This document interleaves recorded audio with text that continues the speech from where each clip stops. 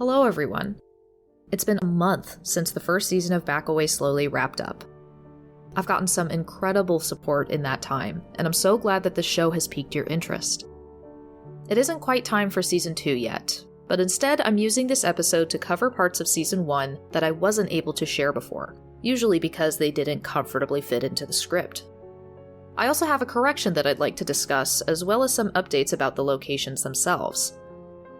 If you'd like to support the development of Season 2 and the videos of Season 1, you can go to our Patreon listed in the show notes.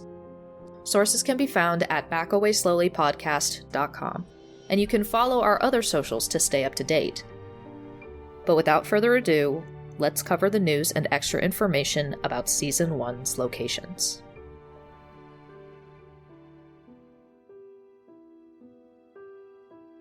First, we'll briefly revisit Georgia's Lake Lanier, which has continued to be a formidable safety hazard.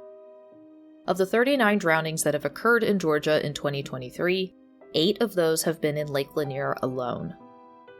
This may not sound like a lot, but those 8 lives are the most drownings in 1 year that Lake Lanier has seen in 4 years. Nearby Lake Allatoona has a similar number of visitors as Lake Lanier, but it only has 1/3 of the deaths that Lake Lanier has. Although we've discussed reckless behavior on the lake, a number of these deaths appear terrifyingly innocuous. Some of these victims simply got in the water for a swim, or in one case, hopped off of a jet ski to swim to land, and then never resurfaced. It's quite terrifying that you could go on a relaxing weekend at your local lake. Your group of friends chat in the water. Someone digs their head under the surface for only a moment, and that typically harmless decision proves to be deadly. As of the writing of this episode, there's a petition to drain, clean, restore, and improve safety measures at Lake Lanier in honor of Kyle Glover, an 11-year-old boy and the son of the petition creator who was killed in a jet ski incident. In regards to the accident, the petition states, quote, "The Department of Natural Resources testified in court that the perpetrator should have been cited, but timely action was not taken." I've been messaged or approached by several people after the Lake Lanier episode was posted, all of whom highlight drunk boating for being responsible for many occurrences such as this. The lack of official consequences for these actions or proper monitoring means that these tragedies and other close calls continue to happen. The petition contains 8 goals that it wishes to address in regards to Lake Lanier. These goals include draining and cleaning the lake, stricter regulations for water-related activities, more enforcement of rules and regulations, a study to understand how the lake's construction has affected water currents, more widely available education on the risks of the lake, responsible protection of the lake's ecosystem, and to acknowledge the racial tensions surrounding the lake. If anyone is interested in viewing this petition, the link will be included in the episode resources on the podcast website. There is also a movement to change the name of locations like Lake Lanier and the Buford Dam. Essentially, people aren't incredibly fond of major landmarks being named after Confederate soldiers. U.S. Representative Andrew Clyde opposes this movement, as he believes that this would be an attempt to rewrite history and, quote, create unnecessary mass confusion. He also told The Times that, quote, connections between the Confederacy, Lanier, and Buford are really too remote to justify changing the names, saying each man is better known for something other than their time in the military.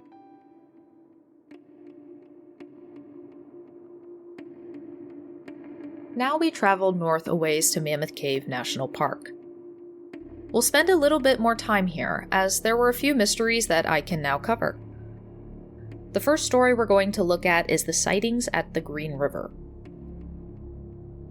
The Green River controls the water level of the Echo River, which runs through Mammoth Cave. But it's at the surface level of the Green River where something interesting has been spotted. In the 1940s, multiple witnesses reported a 12-foot-long, 300-pound beast swimming in the Green River, particularly around the Hutchins Ferry. In 1941, a ferryman recalled seeing a beast frequently. His experience went as follows, quote, "It's got a powerful big head. It could swallow a man without no trouble. Once it opened its mouth and I got a glimpse inside, I could have rolled a barrel, and I don't mean a keg, I mean a barrel, in its mouth. It's got fins and tail just like any fish, and eyes as big as horse apples sitting in its head. It's got the longest whiskers or feelers you ever saw, and once when it jumped, I thought I saw legs on its belly, but I can't rightly say about the legs. An article in Bowling Green Daily News in 2022 points out that although this creature was seen by numerous people, that accounts should be taken with a grain of salt, as one of those accounts reported that the splash from the creature's leap from the water was 200 feet high. Undoubtedly, Judge Executive Sanders knew that he was greatly exaggerating a tsunami-level splash, but his next statement didn't help with his credibility. Because he went further than a description, planning to actually catch it. That plan to capture a monster that created a 200-foot wave entailed, quote, "I have a steel cable and a hook fashioned out of an iron bar. For bait, I am going to use a hog's head, and if that don't work, I will use a big groundhog. Pork is entirely too expensive to use." Shockingly, he was unsuccessful. After a years-long hiatus, the Green River Monster was spotted in 1959. Arnold Clark told the Daily News that it was, quote, "as long as a jowboat. It disappeared in the water when I opened the door to my car." Now, the Green River isn't a stranger to large fish, but even those are dwarfed by these reports. According to the State Department of Fish and Wildlife Resources, the largest fish caught in the waterway was a 97-pound catfish in 1956. Over 50 years since its last sighting, we set aside some time to visit the Hutchins Ferry location.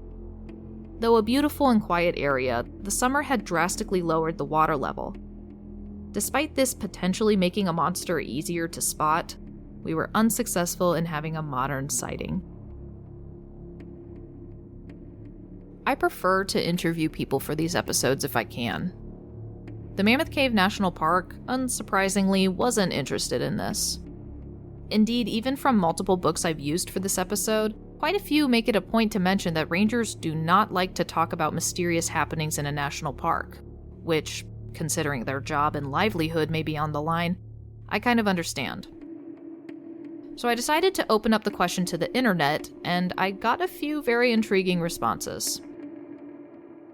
One of the most common general comments was the sightings and nebulous rumors of skinwalkers and Bigfoot. Most of the statements are just that, statements, with no story attached.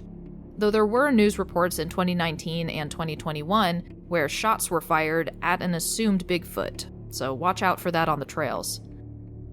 However, I did speak with someone, who wished to remain anonymous, who was walking the Cedar Sink Trail on a winter afternoon. An incredibly loud scream rang out, which also seemed to be approaching them quickly. They leapt into the car, but didn't see anything out in the woods. This witness stated that they were familiar with local animal sounds, but they'd heard nothing like this and haven't since. When I asked if a human could have made the noise, they responded, quote, "I don't think a human could have been that loud or made that noise." So that was an interesting encounter, but it was the only potential account of a creature in the woods that I found. However, one location did keep popping up, with overwhelming regularity. It wasn't the main cave, Crystal Cave, or Sand Cave. There isn't a lot of verified information about Joppa Church. The National Park website says that it's a Baptist church built in 1862, but even before that, in the early 1800s, a log schoolhouse was where the church stands today. At first, that log schoolhouse also served as the church, then called Pleasant Union, until it was torn down in the early 1900s and an actual church was built. It has a small graveyard and it looks almost identical to the church I did visit, which contained Floyd's grave. This is where the verified information stops and the odd unexplained events take over. A few of the more casual experiences include figures in the windows and photos of shadow figures. The more interesting stories include one poster in 2020 saying there's supposedly a talented violinist buried in the cemetery, and that visitors sometimes hear the violin music. One poster had heard from people that she knew that when they visited, the Bible on the podium flew open and turned to a specific page. What was on that page, I'm not sure, but I'm dying to know. In the end, Joppa Church has had a lot of recent activity and has built quite a reputation online, but it's frequently the same repeated rumors, or it follows the same situation as Lake Lanier in that people simply say it's haunted, but without first-hand knowledge or proof of it. I also can't find any historical precedent for it being haunted. But who knows? Maybe we'll find out more later or from other sources that I didn't find. In recent, less spooky news, several, quote, spoon-like teeth were found in a cave wall and ceiling. These teeth belong to the patelodont shark species called Tolson scrapertooth, which lived 300 to 350 million years ago. For perspective, the first primitive trees were beginning to form at that time. This shark was named after the cave guide Kelly Tolson, who found and instigated study of the fossils.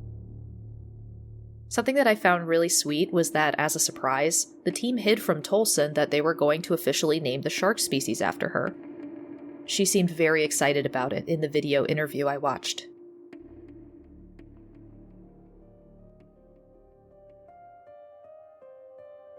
Our last stop is a little further north to Wilder, Kentucky, to revisit Bobby Mackey's Music World. A correction to one piece of the episode was sent in by my group's tour guide, Alex.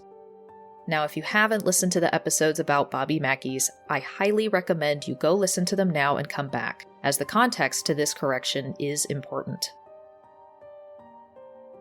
Alex was very supportive of the episodes, but mentioned that I had maybe misspoken about the theory of what happened to Pearl Bryan's head. For years, retellings of the legend claimed that her head was thrown down the well in the basement of Bobby Mackey's, which then evolved to speculate that her head was thrown into a furnace. Alex pointed out that in the episode, I had said that many theorized that Pearl Bryan's head was thrown into the furnace at the distillery to dispose of the evidence.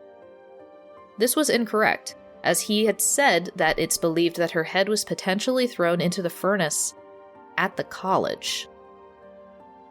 After a minute or two of processing after reading this, the gears started to turn. Remember, Scott Jackson and Alonzo Walling were attending Ohio Dental College in Cincinnati. Very notably, the police found a pair of trousers covered in dried mud and blood in Jackson's locker at the college. Although Jackson dismissed the trousers as belonging to someone else, this historical context adds another element of support for the modern-day theory. Instead of the distillery being an out-of-the-way and potentially conspicuous stop, it would do away with the location entirely. Jackson and Walling either disposed of the head in Kentucky before they returned to the college, or they brought the head with them to the college in Ohio to dispose of in the furnace. Despite the correction to the modern-day theory, I find the former to be much more likely. It would reduce the number of locations visited with evidence, as well as the number of potential witnesses. I'm of the opinion that it was disposed of in between, the Ohio River. He'd just committed the murder in Kentucky. He decapitated Pearl to try to hide her identity, and he now carried the bloody head in a leather bag that, if you'll recall, was later found by saloon keeper John Kugel. Would you want to carry that across the river and through the city of Cincinnati to the college? That sounds like far too many potential witnesses to me. He'd have wanted to get rid of the head as soon as possible. With them having to cross the river to get to Cincinnati, the river would have become a convenient vehicle to transport the most damning piece of evidence far away from them. Another reason why I believe this is a more viable option is because of what Jackson told the police. In the police interview with Jackson, he confirmed that the bloody bag had contained the head. He also said that he supposed that the head was dumped in the river. While he refused to truly confirm that, he also added that he definitely disposed of a skirt, petticoat, stockings, and other pieces of evidence in the river. This confession to dumping evidence in the Ohio River right after the murder potentially reinforces my thought that he sent the head over with the clothing. We may never know, and though there were multiple heads discovered in the river at that time, we didn't have DNA testing to confirm the identities of any of these victims. The correction aside, I do have some news in regards to Bobby Mackey's. The business is temporarily moving to Mugby's Biker Bar and Restaurant in Florence on December 1st, so that the original building can undergo construction. The building has a lot of history that I would prefer to see preserved, but when we visited, we weren't allowed to go into quite a few places. I could tell just from looking at some of these areas that it wasn't particularly safe, so I definitely understand the need for change. A few internet groups and pages quickly became distressed at the perception that the entire building would be leveled, which prompted me to look into just how much change was going to occur. After looking into a few resources, it seems more like this is a restoration and remodeling situation, as opposed to total destruction. Though I haven't been able to speak to Bobby Mackey personally, it sounds like Bobby Mackey's music world isn't going to disappear, and hopefully it will be a lot safer for people to enjoy once these changes are made.